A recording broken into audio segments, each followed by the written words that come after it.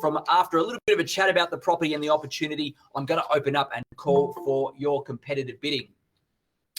Ladies and gentlemen, the property we are selling is known in the contract as lot number 38 on plan of subdivision 034202 in certificate of title volume 8220 folio 297, or more commonly known to you and I as 32 Wave Avenue in Mount Waverley. Today's sale does include all the fixtures and fittings, so everything that is stuck is staying with the property, including floor coverings, window furnishings, light fittings, etc. They're all stuck and staying and form part of the contract here today. The terms of the contract, we are selling via public auction. So number one, we are a public auction whereby a $20,000 deposit is required today by transfer if you are the successful bidder.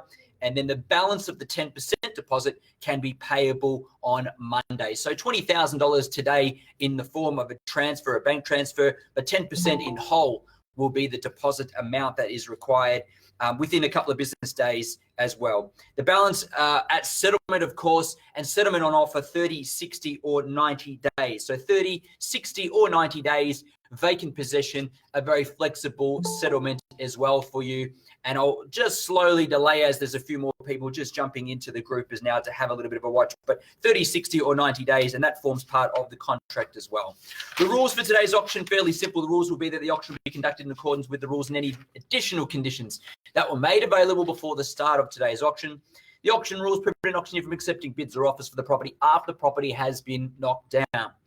The vendors do have a reserve price. As the auctioneer, I'll indicate bidders on request, and the law prohibits false bids, major disruptions by bidders and bids, preventing others from bidding, and provides fines for such conduct. The rules do permit vendor bids, and the words during the auction are used to make a bid on behalf of the vendor are vendor bid, and by law, only I, as the auctioneer, can make a vendor bid. Pretty straightforward with the rules and the terms of the contract here today, and I'll just go through in briefly how to bid today. If you are a buyer and you're looking to bid and place an online bid today, then the easiest, most simple way is to use the chat box function, which you've been seeing probably pop up on your screen, or it's active on the right-hand side, typically of your screen, and depending on whether you're on a mobile device or on a PC at home. But that chat box is your go-to. As stated in the terms there that Eric has said, use your paddle number that you've been designated when you're registered as a bidder. So hashtag that paddle number followed by the bidding amount, the full amount that you wish to place the bid.